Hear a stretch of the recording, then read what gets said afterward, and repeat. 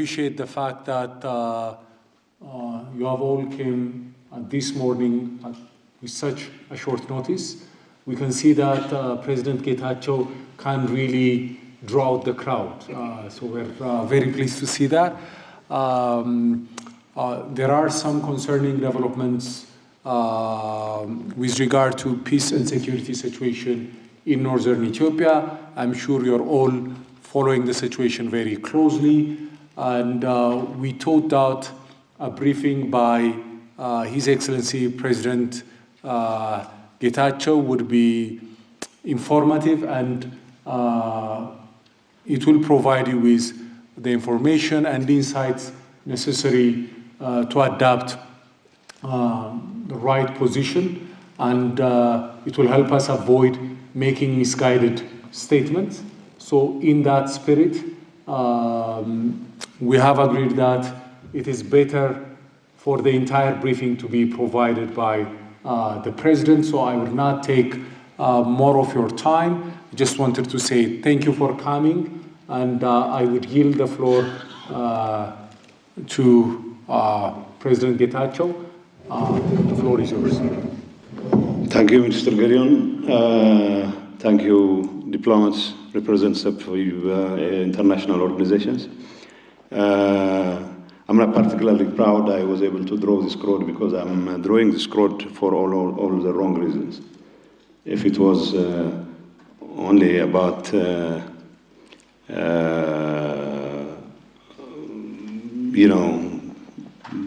good news and all that, that would have been better. But anyway, the gist, the focus of my presentation is going to be around the need to avoid a deterioration of the situation in my part of the country, and for the international community to do everything within its power to make sure that this situation is arrested, and of course peace and stability is maintained, and the Pretoria Agreement, and of course its full implementation is guaranteed.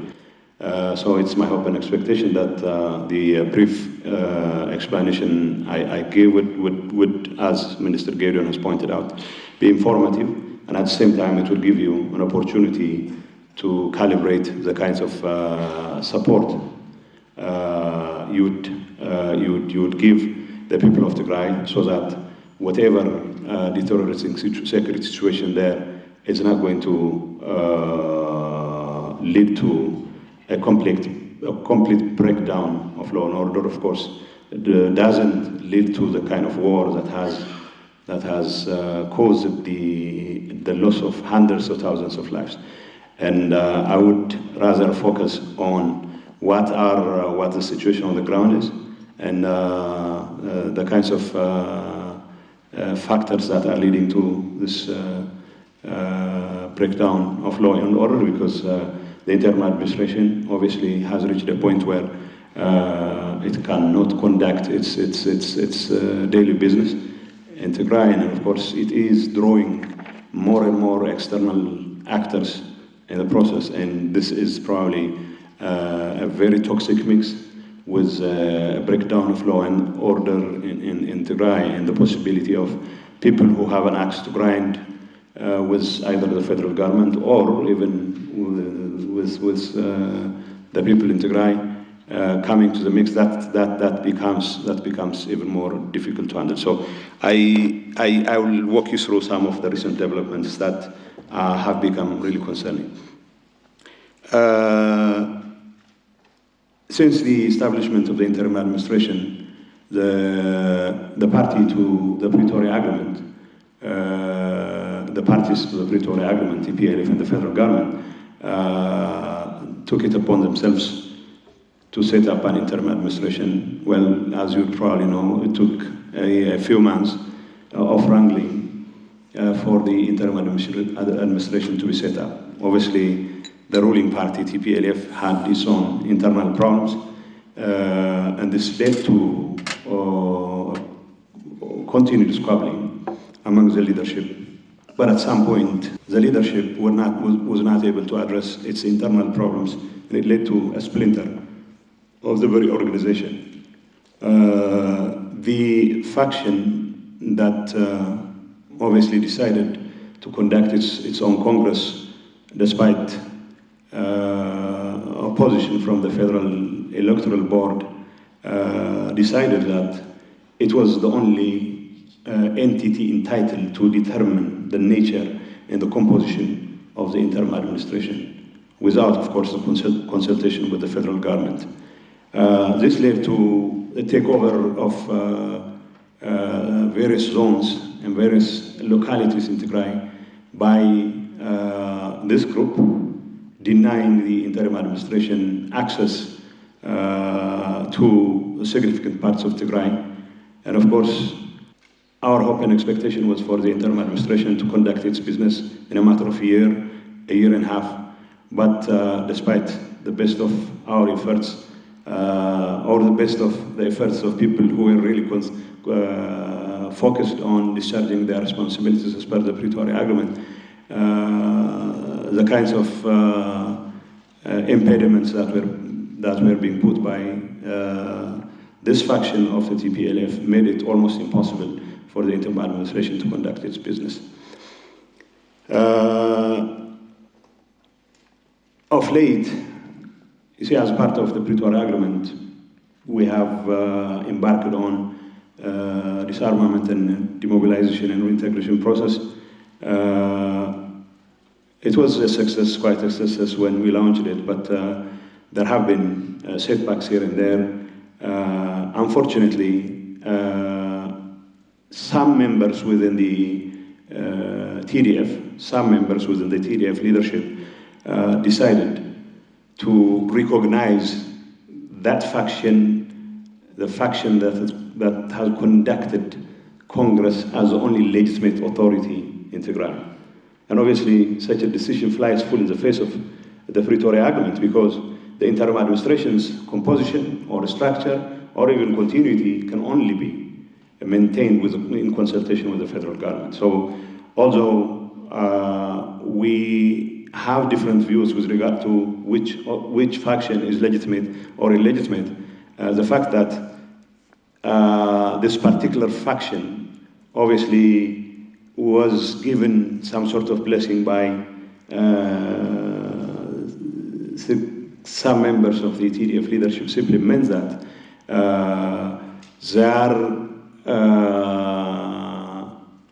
their action toward dismantling interim administration structures was given a military support.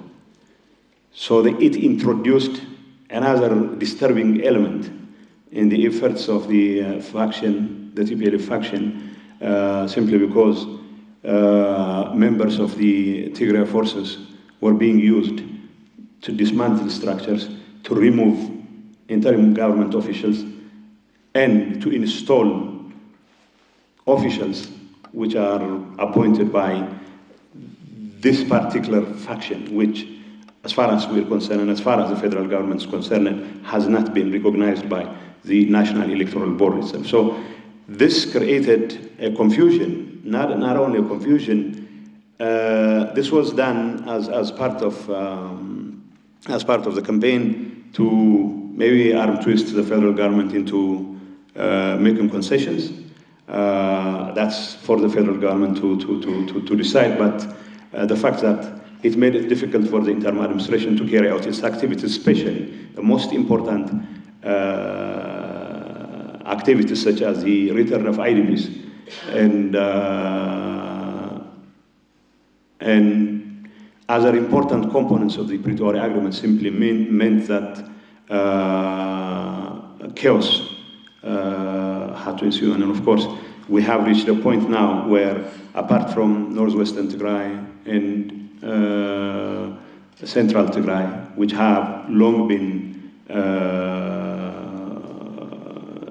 taken over by this faction of the TPLF, now we have reached a point where even administrations in the capital, Magala, are being forcibly seized by this faction.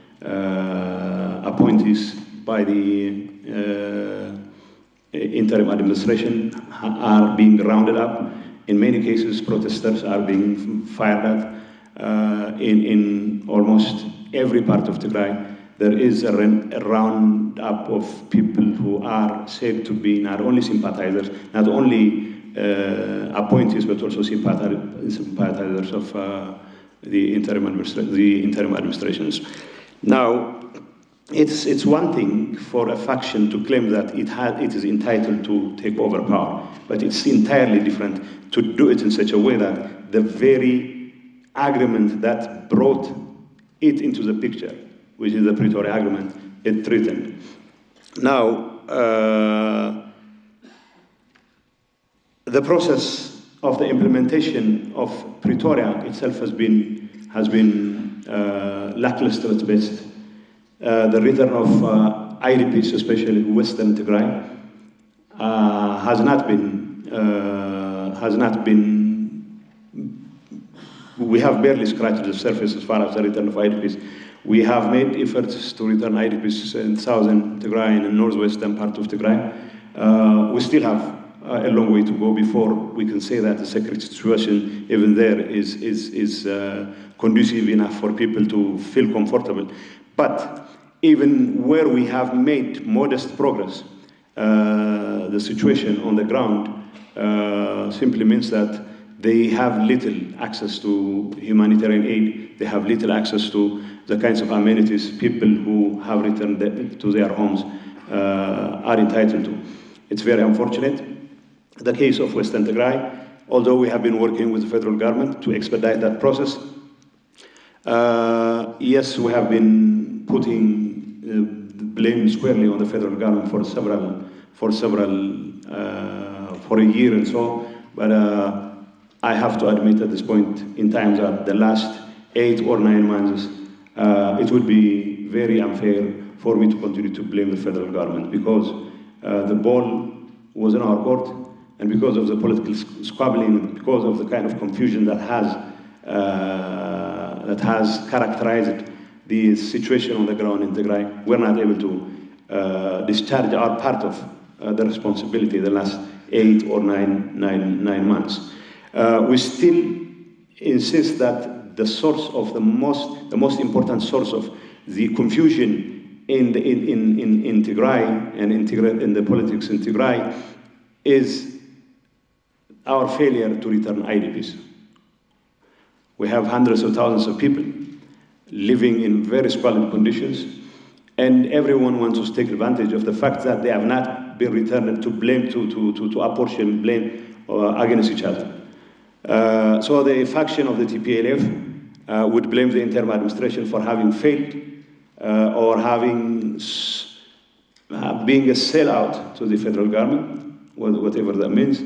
And yet, it often, through practice, stands in the way of a possible return of IDPs, despite our best of efforts to coordinate with the federal government. Obviously, we have been missing in action almost for 8-9 months now. Another complicating factor here, of course, the question of DDR. We're supposed to resume DDR yesterday, and the security situation on the ground, I have been told, has made it almost impossible for the resumption of the DDR process, which has been stalled for quite some time now. The DDR is quite critical because tens of thousands of combatants really need it. And of course, the readiness on the part of members of the TDF to go through this process of DDR has been quite significant. But I have to admit that the leadership, myself included, were not particularly forthcoming when it comes to the expeditious implementation of the DDR process. Although the Rehabilitation Commission has rightly declined to go ahead with the process because of the situation on the ground, it's my hope and expectation that with the right mix of support by the international community, by the federal government, and some sort of semblance of stability in Tigray, we'll be able to resume it because it's going to be very critical. Tigray cannot afford more than 200,000 combatants sitting in camps, of course, living off what little is left of the federal bloc grant the federal government makes available for Tigray, which is not much as far as I'm concerned. So it has been a very difficult thing to carry out, not because there was no willingness on the part of the combatants, or even here, although I have written a letter blaming the federal government for standing in the way of the process, I have to admit that maybe that was a bit of a stretch, because as far as we're concerned, there was also failure on our part, and we should also take part of the blame. In fact, the most important portion of the problem, especially at this point in time. This crisis, political crisis in Tigray, also means that with the support of some officers, high-ranking officers, I'm not saying this is shared by every TDF higher officers. There are some who, for one reason or another, assume that the best option for Tigray is to continue to support one faction of TPLF. And that faction of TPLF has also members, senior members, who feel that it is very difficult to trust the federal government.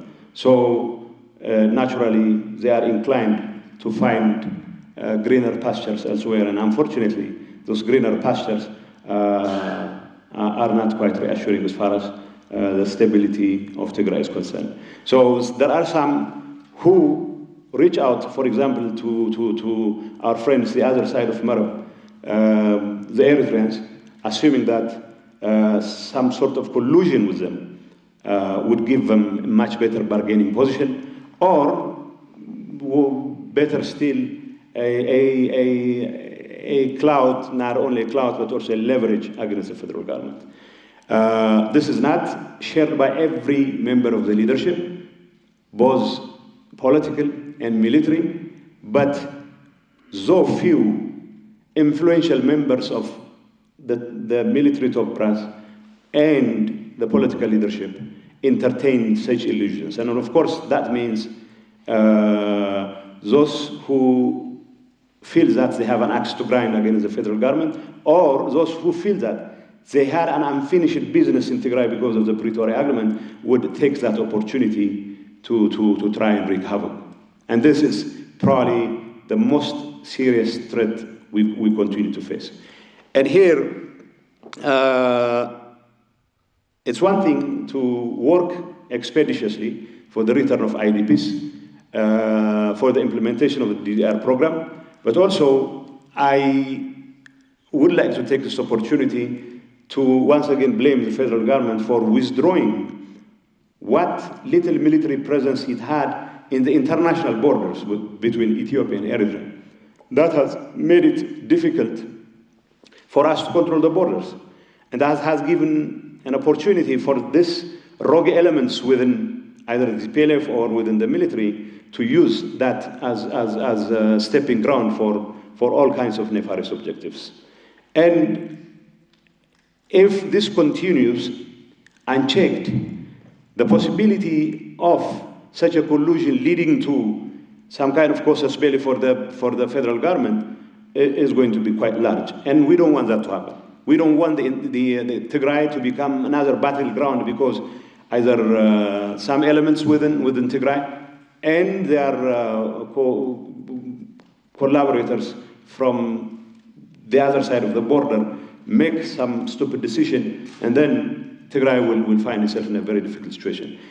And the best approach for me to protect the people of Tigray from landing in yet another series of conflict is to make sure that the federal government discharges its part of the responsibility, especially in defending, not only protecting the international borders. Of course, it is the responsibility of the federal government to protect the international borders.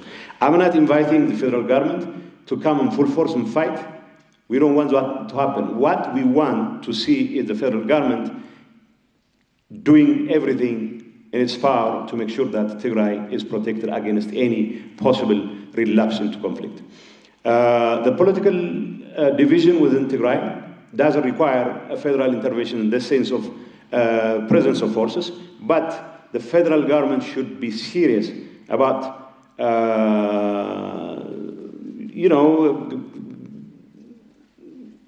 calling a spade a spade. Those who have made it their business to try and destabilize an interim administration, which also threatens the very Pretoria Agreement itself, holding them responsible when they try and disrupt the conduct of the interim administration, as it has become abundantly clear, is also something I hope would help us in averting yet another crisis. The presence of Eritreans in many parts of Tigray is part of this problem. And it is not Tigray's responsibility, but the federal government's responsibility to call not only for the withdrawal of the Eritrean forces, but also to protect the borders, so that, of course, whatever internal squabbles we'll have will only remain internal. So, in this case, I would also like to call upon international partners who've been supporting the Pretoria process to really not only express their concerns, but also step up to the plate and make their voices heard. What we have to do here is to make sure that miscalculations in our part of the region have never been in short supply. So I would call on the international community and the federal government to do whatever in their power to help us avoid miscalculations, whichever direction they might come from. So it's often those miscalculations which have resulted in devastating wars, and the last thing Tigray is ready to entertain is yet another round of devastating war.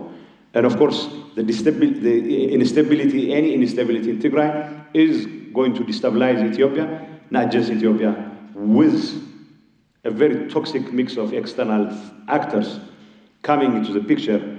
It is going to further destabilize the region. So one has to once again call on the international community and of course our partners, the federal government, to do everything within their power to help us avoid those miscalculations.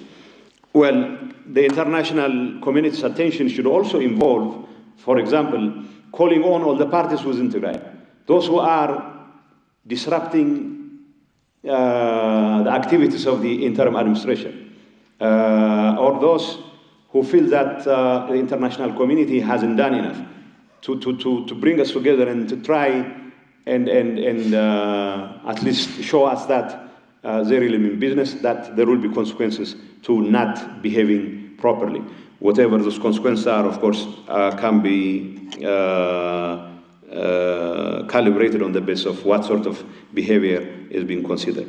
And of course, basic services, including humanitarian aid for Tigray. I know the federal government has been doing tons of things in terms of restoring basic services, in terms of provision of social services such as education and health.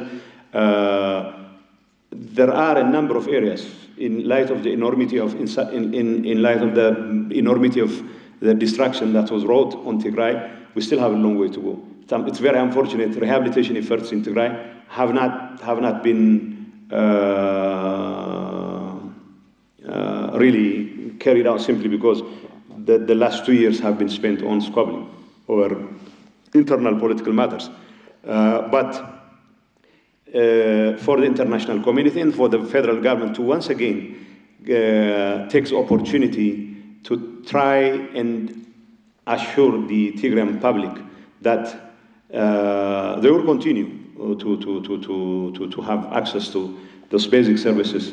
And of course, we still have hundreds of thousands of millions of people depending on food aid, with of course the lack of resources. The problem has become even more acute at this point in time. So once again, not just basic services, but also humanitarian aid and other factors should also be things that we should consider. And of course, the international community and the federal government clearly supports the interim administration, but with the mandate of the interim administration, at least legally speaking, coming to a close very soon, the federal government needs to find a way to make sure that the interim administration, in fact, gets a new lease on life. But if that's going to happen, we have to also make sure that it is given all the means at its disposal to expedite the process of implementation of Pretoria, and of course, until the conduct of free and fair elections. I don't exactly know when those elections are going to be held, but then the focus should be the fullest possible implementation of Pretoria.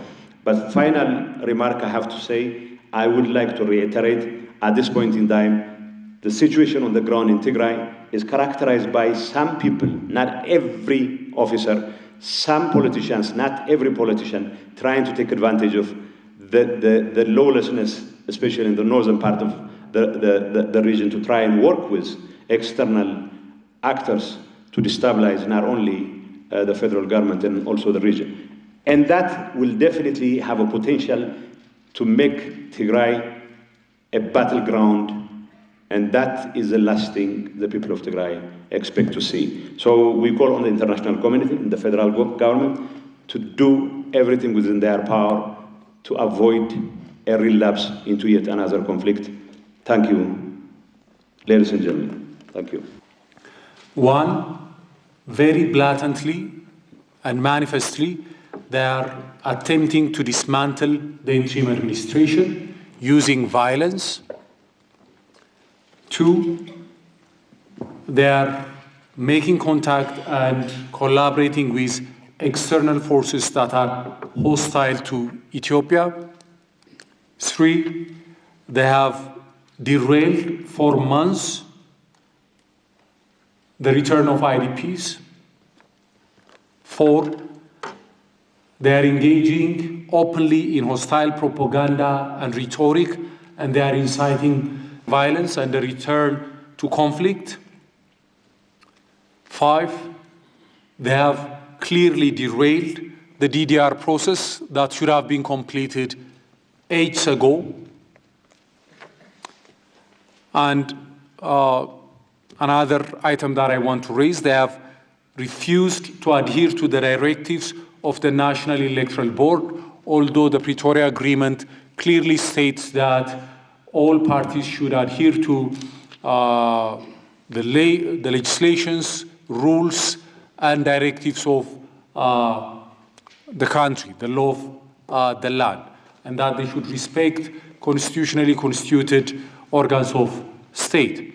This is not an exhaustive list of material breaches of the Pretoria Agreement. These are just some of the major ones that I wanted to highlight today.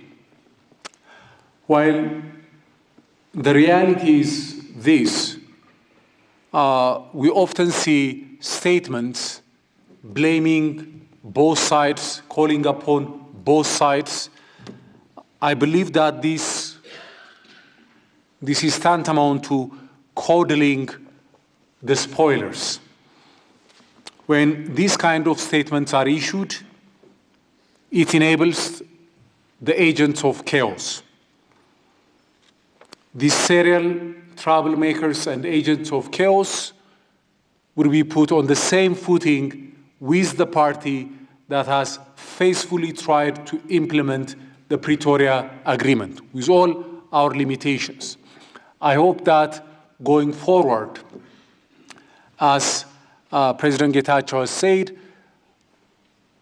at times, even when we're diplomats, we need to call a spade a spade.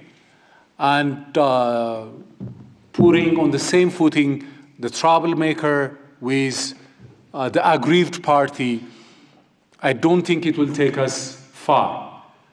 It will continue to embolden those that are trying to trigger a conflict. The federal government is carefully monitoring the situation. We will do everything in our power to ensure that the Pretoria Agreement holds, the ceasefire holds, and that peace will prevail in northern Ethiopia. We will rely upon all of you for your continued support in this regard, and I hope that your support going forward would discern and distinguish between the troublemakers and those who are trying to faithfully implement the agreement. I thank you.